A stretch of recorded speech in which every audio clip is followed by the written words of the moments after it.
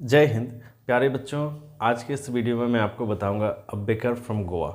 बहुत ही रोचक ये चैप्टर है क्लास 10th के बुक में। तो अ बेकर फ्रॉम गोवा बहुत ही इंटरेस्टिंग इस चैप्टर को हम लोग स्टडी करेंगे, डिटेल स्टडी कराऊंगा, सारे पॉइंट्स सारे डाउट्स मैं क्लियर कराऊंगा।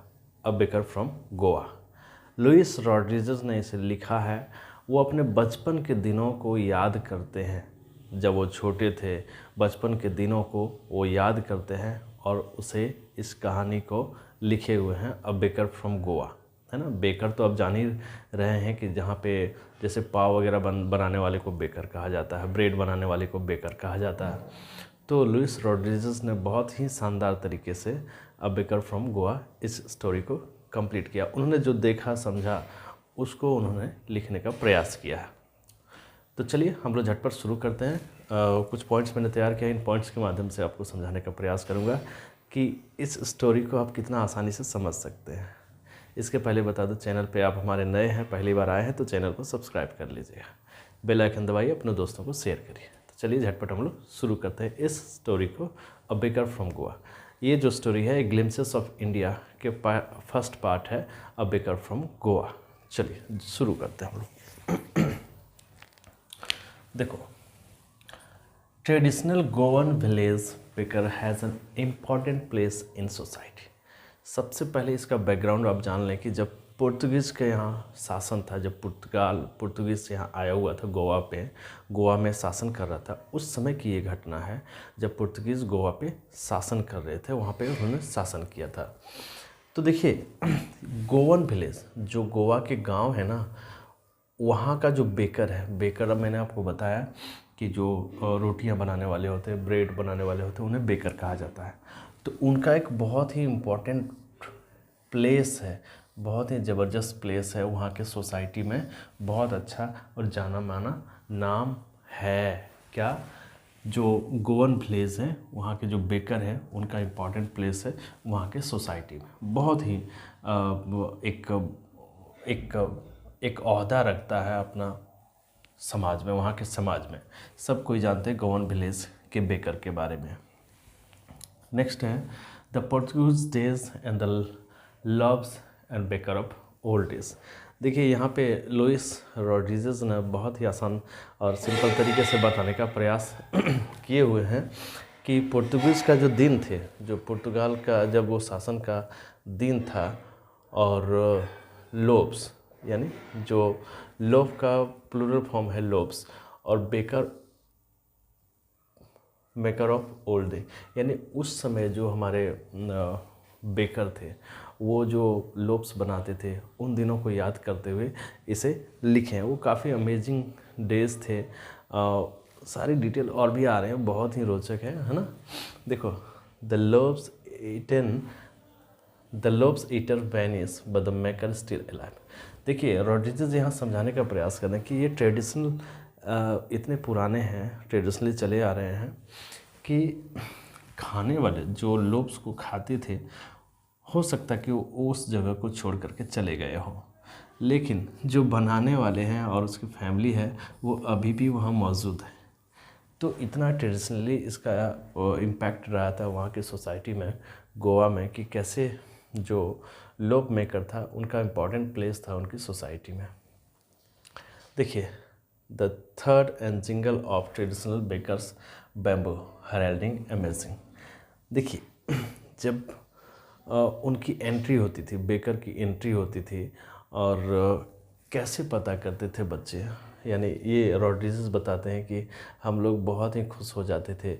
उनके जो चलने की आवाज़ थी, थग एंड जिंजल, वो जो बांस पकड़ करके चलते थे, लाठी जैसा रहता था, उसमें झुनझुना जैसा वो आवाज़ आता था। जब उसको रख रख के चलते थे तो एक बहुत ही सुंदर आवाज़ आती थी। वो ट्रेडिशनली वो काम हमेशा से करते रहे थे, है ना। तो जब वो आते थे, सूचना मिलती थी, तो वो काफ़ी रोचक हो जाता था और सारे बच्चे दौड़े दौड़े वहाँ पे चले जाते थे। जैसे अभी के दिन में जब आइसक्रीम वाले वो आवाज़ बजाते हैं, भोंपू की आवाज़ बजाते हैं, तो सारे बच्चे दौड़े दौड़े चले जाते हैं। इवन अपने पेरेंट्स से भी वो लड़ने लगता है कि मुझे आइसक्रीम चाहिए। तो लाइक दैट, उसी तरह उस समय बेकर जब आते थे तो सारे बच्चे उसके पीछे दौड़े दौड़े चले जाते थे। देखिए, नेक्स्ट है father not but the son carrying the business these days. देखिए ये बिजनेस इतना ज़बरदस्त था बेकर का, बेकिंग का, कि जो फादर हुआ करते थे हो सकते वो फादर नहीं हैं, लेकिन उसके बच्चे अभी भी उस बिज़नेस को जो है कैरी कर रहे हैं, बिज़नेस को चला रहे हैं और उससे काफ़ी ज़्यादा प्रॉफिट ले रहे हैं, अपने फैमिली को वो गुजर बसर कर रहे हैं, है ना। देखिए the baker came twice a day and became my friend. यहाँ पे रॉड्रिगेज बताते हैं कि बेकर जो है ना वो दिन में 2 बार आते थे। एक बार जब वो सामान को लोड करके जाते थे, उसके बाद दोबारा जब मिलते थे जब वो वापस सामान ख़त्म कर करके आते थे। तो ट्वाइस अ डे यानी दिन भर में 2 बार उनसे भेंट हो जाती थी और बच्चे काफ़ी ज़्यादा ललायत होते थे उनसे मिलने को लेकर के, इसलिए लगता था कि वो हमारे दोस्त हैं। तो बहुत ही रोचक तरीके से यहाँ रॉड्रिगेज ने समझाने का प्रयास किया है। नेक्स्ट है children woke up by listening the third ginger sound of bamboo. देखिए उसके चलने की आवाज़, उसके बम्बू की आवाज़ सुन करके जो बच्चे सो रहे होते हैं वो भी जग जाते हैं और उसके पीछे दौड़ने लगते हैं। किसके पीछे? वो जो हमारे बेकर है, ट्रेडिशनल बेकर, उनके पीछे दौड़ने लगते हैं, है ना। वो कुछ फ्रेगरेंस ही इतना ज़बरदस्त है। देखो पास्टिन और बास्टिन, नो मैटर, चाहे कोई भी हो, या पास्टिन हो या बेस्टिन हो, ये लव यानी उन बच्चों का जो लव था उस बेकर के प्रति वो उन्हें खींच के ले आता था। वो लोव्स काफ़ी ज़्यादा स्वीट होते थे और बच्चे काफ़ी ज़्यादा उसे मज़े से खाते थे, है ना। बहुत ही सिंपल तरीके से लूसियो रॉड्रिगेज ने समझाने का प्रयास किया। देखिए बताया है यहाँ पे कि म्यूज़िकल एंट्री उसकी होती थी, झंग झंग साउंड, जैसे वो सामान लेकर के चलते थे झंग झंग। वो चलने का अंदाज जो था, जैसे एक टोकरी अपने माथे पे रखते थे, ऐसे होल्ड करते थे और दूसरे हाथ में बम्बू, और चलते थे तो झंग झंग करके आवाज़ आती थी, जिससे बच्चे जो है सुनते थे, उठते थे और उसके पीछे दौड़े आते थे। जैसे आइसक्रीम वाले की आवाज़ सुन करके बच्चे दौड़ने लगते हैं, लाइक दैट। नेक्स्ट है, अब देखिए बच्चे दौड़े दौड़े चले आते थे, लेकिन वो बेकर बच्चों को धमकाते भी थे। लेकिन बच्चे तो बच्चे होते हैं, वो चढ़ करके दीवारों पे चढ़ करके उसे पीप करते थे, देखते थे, है ना। और यदा कदा मिल जाता था, खा लेते थे। कैसे खाते थे? ऐसे कि भाई मुंह और दांत धोने की ज़रूरत नहीं है, कौन आम के पत्तों को तोड़ करके उसके ब्रश बनाएंगे, उसके टहनियों को ब्रश बनाएंगे। तो उनकी आइडिया सोच ये रहती थी कि टाइगर कभी ब्रश नहीं करते हैं तो वो खा लेते हैं, लाइक दैट। वो अपने से उसके टाइगर से कंपेयर कर करके वो क्या करते थे, उसे खा लेते थे।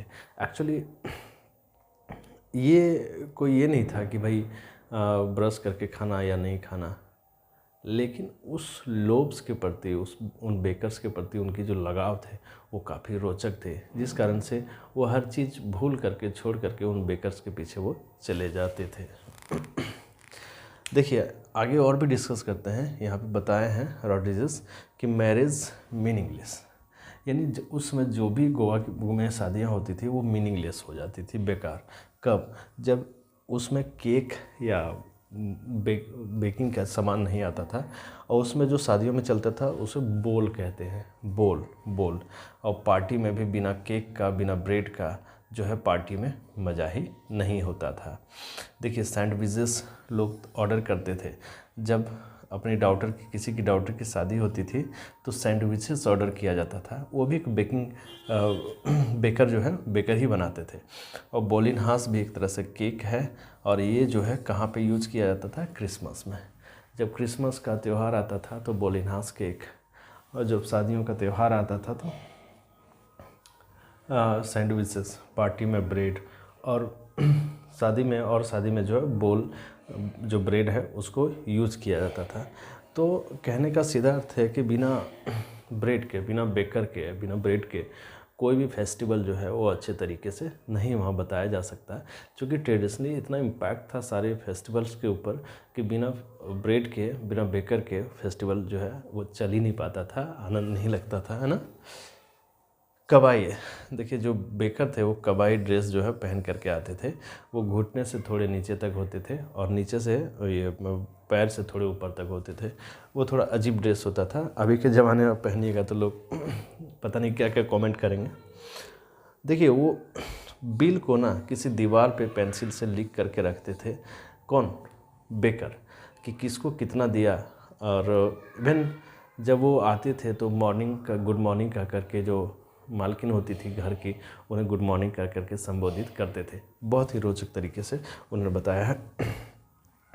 सारे बिल्स को वो जो है ना वो दीवार पे लिख करके रखते थे। और इतना बढ़िया प्रॉफिटेबल बिजनेस था ये कि किसी के बच्चे अभी कैरी कर रहे हैं, फिर आने वाले जनरेशन जो है इस बिज़नेस को कैरी करते रहे, अपने फैमिली का वो जो है चलाते बचाते रहे हैं, गुजर बसर कराते हैं, उसी से उनकी फैमिली जो है चलते थे उन बेकर्स के। तो लुइस रोड्रिगेज ने गोवा की एक बहुत बड़ा अच्छा चित्रण किया हुआ है। उम्मीद करता हूँ कि ये वीडियो आपको पसंद आई होगी। अपने दोस्तों को ज़रूर शेयर करिएगा और चैनल को सब्सक्राइब कर लीजिएगा। सो नई वीडियो का वेट करें, तब तक के लिए।